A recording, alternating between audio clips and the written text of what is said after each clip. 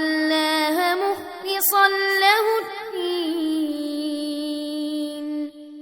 ألا لله الدين الخالص والذين اتخذوا من دونه أولياء ما نعبدهم إلا ليقربونا إلى الله زلفى إن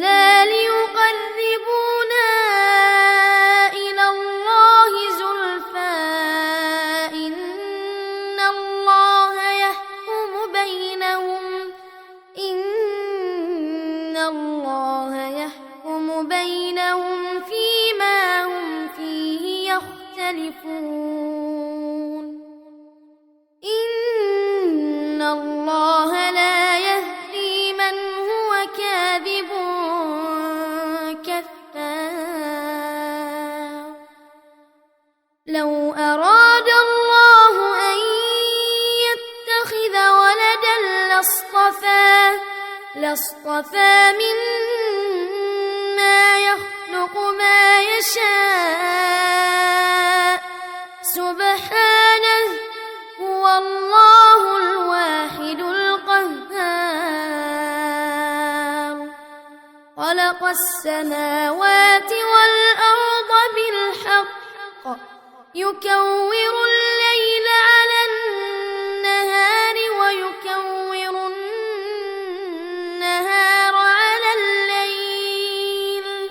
وسخر الشمس والقمر كل يجري لأجل مسمى ألا هو العزيز الغفار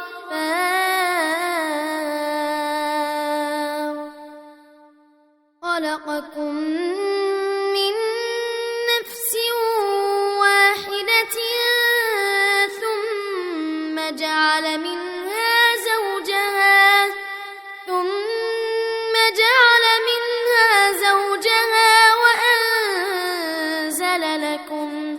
وأنزل لكم من الأنعام 8 أزواج يخلقكم في بطون أمهاتكم خلقا من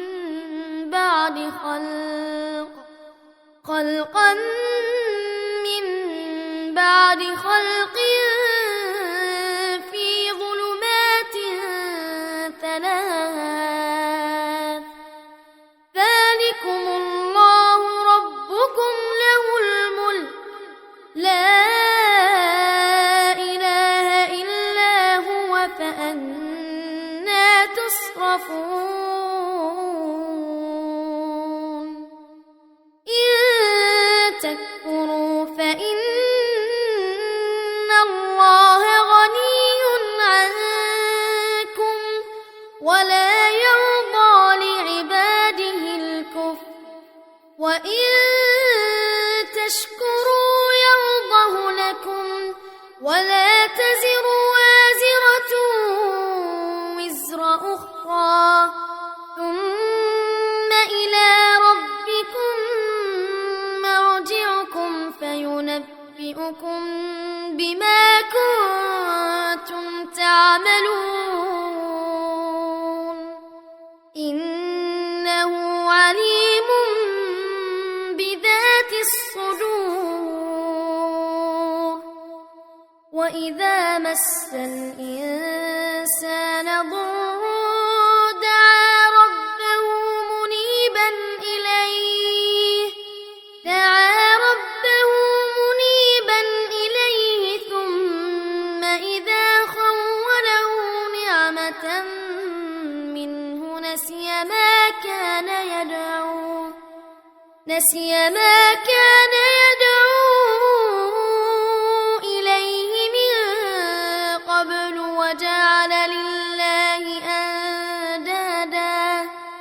وجعل لله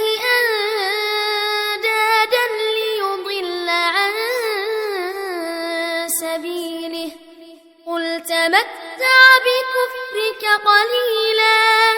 إنك من أصحاب النار أمن هو قانت آناء الليل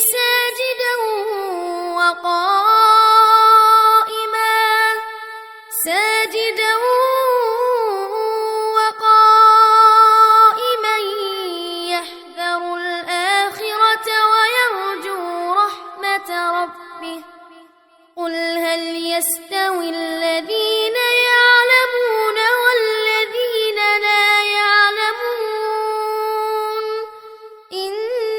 إنما يتذكر أولو الألباب قل يا عبادي الذين آمنوا اتقوا ربكم للذين أحسنوا في هذه الدنيا حسنة وأرض الله واسعة إنما يوفى الصابرون أجرهم بغير حساب قل إني أمرت أن أعبد الله مخلصا له الدين وأمرت لأن أكون أول المسلمين قل إني أخاف إن عصيت ربي عذاب يوم عظيم قل الله أعبد مخلصا له ديني فاعبدوا ما شئتم من دونه قل إن الخاسرين الذين خسروا أنفسهم وأهليهم يوم القيامة ألا ذلك هو الخسران المبين لهم من فوقهم ظلل من النار ومن تحتهم ظلل ذلك يخوف الله به عباده يا عباد فاتقون والذين اجتنبوا الطاغوت أن يعبدوها وأنابوا إلى الله لهم البشرى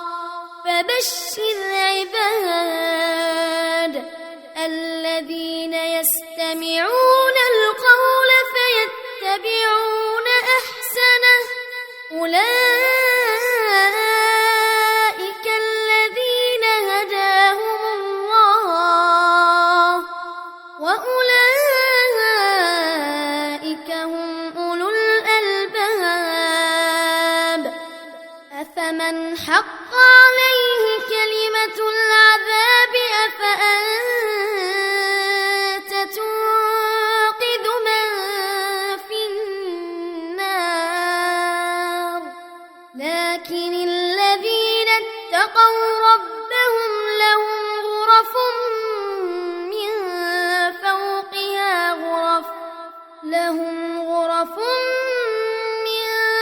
فوقها غرف مبنية تجري من تحتها الأنهار وعد الله لا يخلف الله الميعاد ألم تر أن الله أنزل من السماء ماء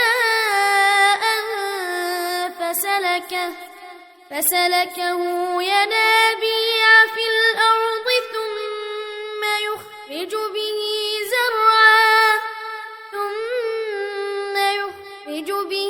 زرعا مختلفا ألوانه ثم يهيج فتراه مصفرا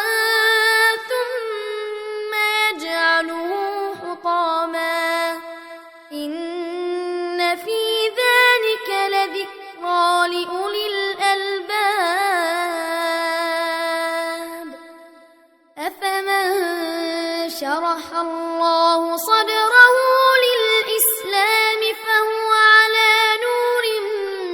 من ربه فويل للقاسية قلوبهم من ذكر الله أولئك في ضلال مبين. الله نزل أحسن الحديث كتابا متشابها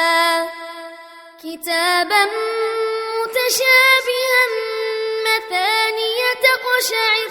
منه جلود الذين يخشون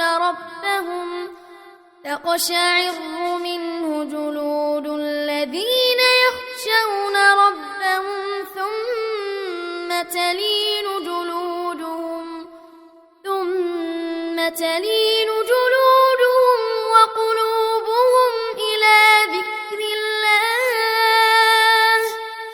ذلك هدى الله يهدي به من يشاء ومن يضلل الله فما له من هاد أفمن يتقي بوجهه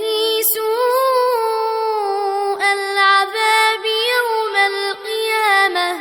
وقيل للظالمين ذوقوا ما كنتم تكسبون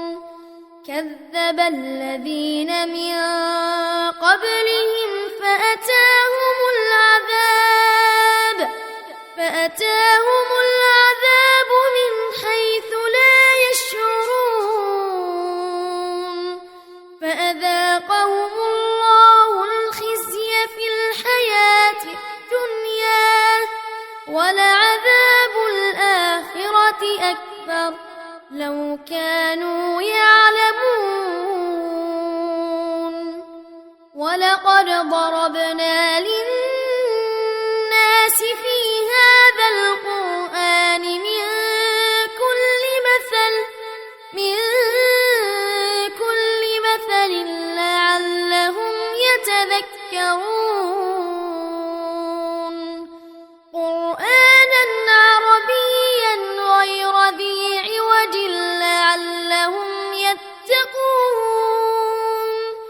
ضرب الله مثلا رجلا فيه شركاء متشاكسون ورجلا سلما لرجل هل يستويان مثلا الحمد لله بل أكثرهم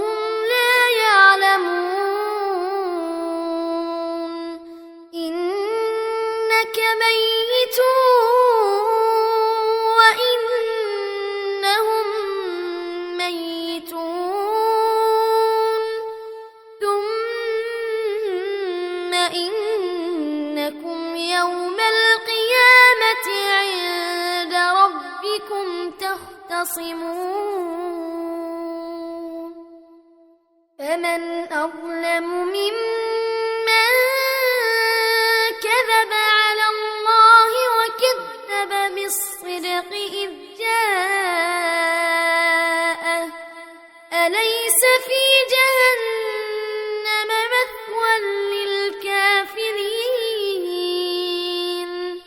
والذي جاء بالصدق وصدق به أولئك هم المتقون. لهم ما يشاءون عند ربهم ذلك جزاء المحسنين ليكفر الله عنهم أسوأ الذي عملوا ويجزيهم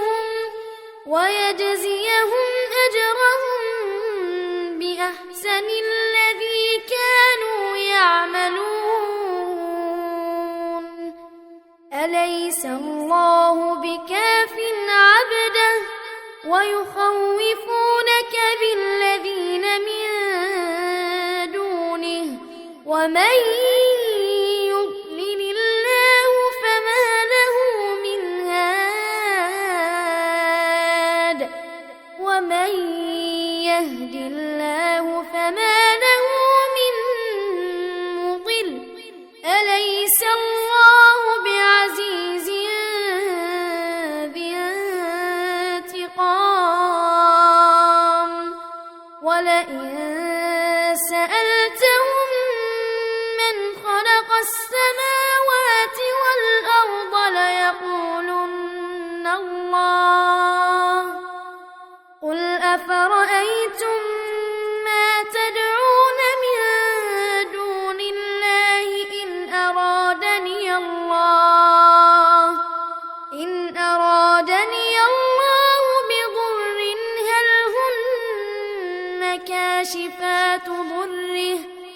هل هن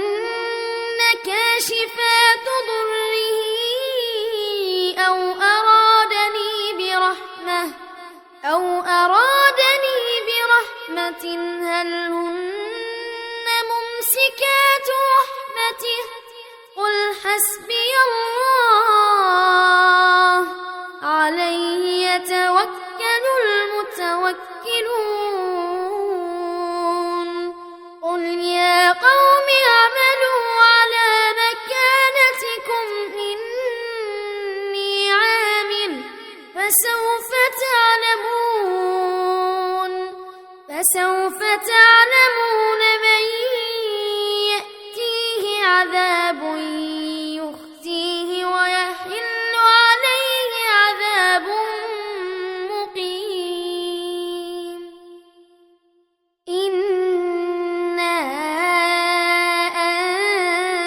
أنزلنا عليك الكتاب للناس بالحق فمن اهتدى فلنفسه ومن ضل فإنما يضل عليها وما أنت عليهم بوكيل الله يتوفى الأنفس حين موتها والتي لم تمت في منامها فيمسك التي قضى عليها الموت ويرسل الأخرى إلى أجل مسمى إن في ذلك لآيات لقوم يتفكرون أم اتخذوا من دون الله شفعاء قل أولو كانوا لا يملكون شيئا ولا يعقلون قل لله الشفاعة جميعا له ملك السماوات والأرض ثم إليه ترجعون وإذا ذكر الله وحده اشمأزت قلوب الذين لا يؤمنون بالآخرة وإذا ذكر الذين من دونه إذا هم يستبشرون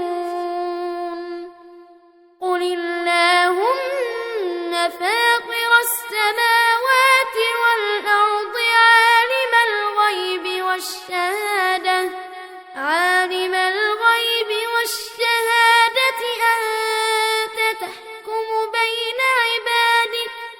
أنت تحكم بين عبادك فيما كانوا فيه يختلفون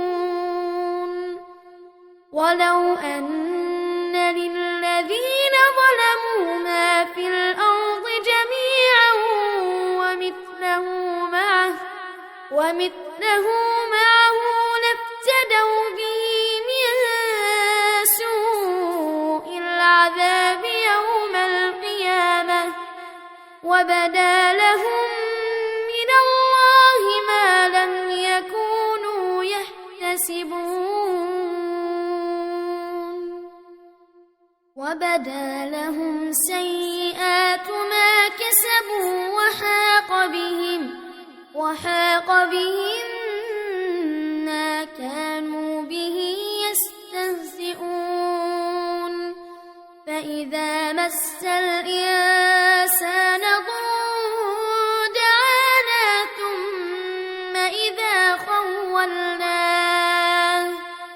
ثم إذا خولناه نعمة منا قال إنما أوتيته على علم بل هي فتنة ولكن أكثرهم لا يعلمون قد قالها الذين من قبلهم فما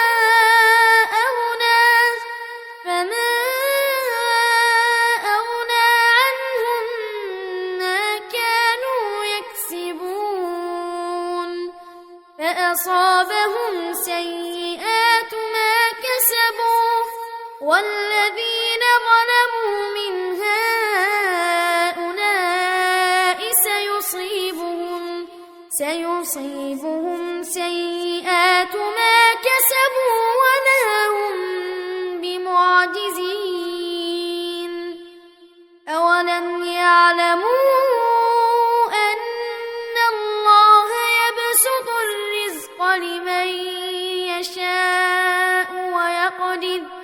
إن في ذلك لآيات لقوم يؤمنون قل يا عبادي الذين أسرفوا على أنفسهم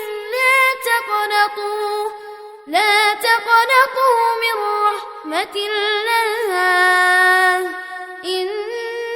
الله يغفر الذنوب جميعا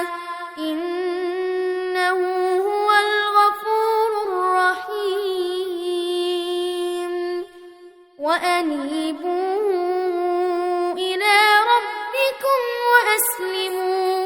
وأسلموا له من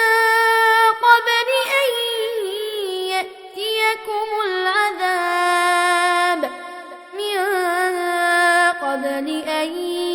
يأتيكم العذاب ثم لا تنصرون واتبعوا أحسن ما أنزل إليكم من ربكم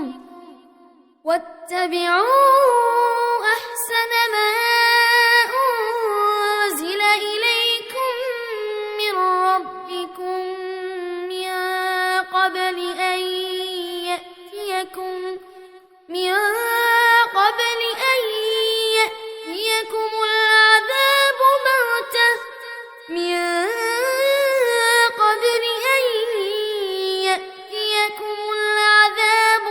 بغتة وأنتم لا تشعرون أن تقول نفس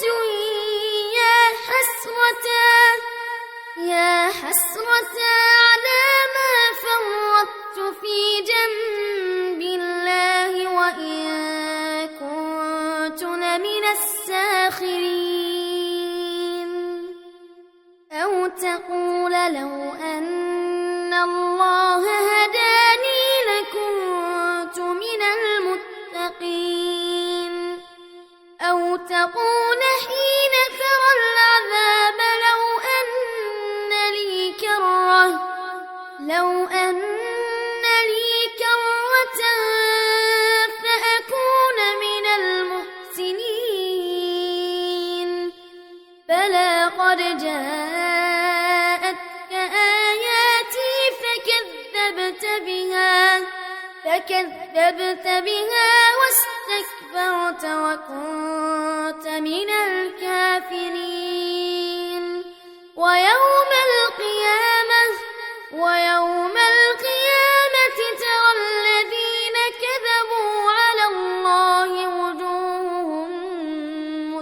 مُسْوَدَّةٌ أليس في جهنم مثوى للمتكبرين وينجي الله الذين اتقوا بمفازتهم لا يمسهم السوء ولا هم يحزنون الله خالق كل شيء وهو على كل شيء وكيل له مقاليد السماوات والأرض والذين كفروا بآيات الله أولئك هم الخاسرون قل أفغير الله تأمروني أعبد أيها الجاهلون ولقد أوحي إليك وإلى الذين من قبلك لئن أشركت ليحبطن عملك ولتكونن من الخاسرين بل الله فاعبد وكن من الشاكرين وما قدروا الله حق قدره والأرض جميعا قبضته يوم القيامة والسماوات مطويات بيمينه سبحانه وتعالى عما يشركون ونفخ في الصور فصعق من في السماوات ومن في الأرض إلا من شاء الله ثم نفخ فيه أخرى فإذا هم قيام ينظرون وأشرقت الأرض بنور ربها ووضع الكتاب وجيء بالنبيين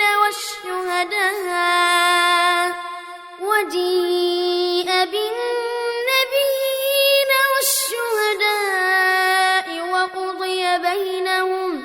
وقضي بينهم بالحق وهم لا يظلمون ووفيت كل نفس ما عملت وهو أعلم بما يفعلون وسيق الذين كفروا إلى جهنم زمرا حتى إذا جاءوها فتحت أبوابها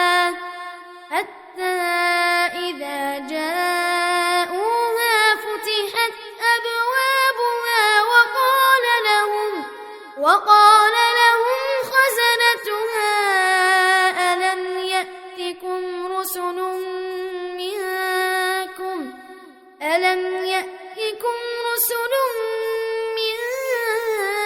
منكم يتلون عليكم آيات ربكم وينذرونكم لقاء يومكم هذا قالوا بلى ولكن حقت كلمة العذاب على الكافرين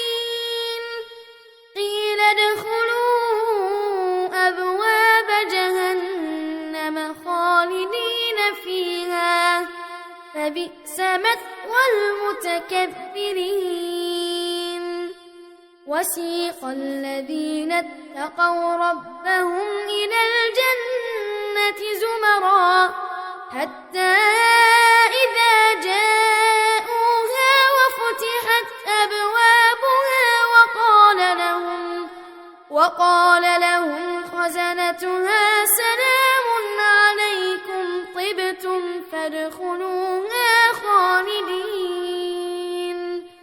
وقالوا الحمد لله الذي صدقنا وعده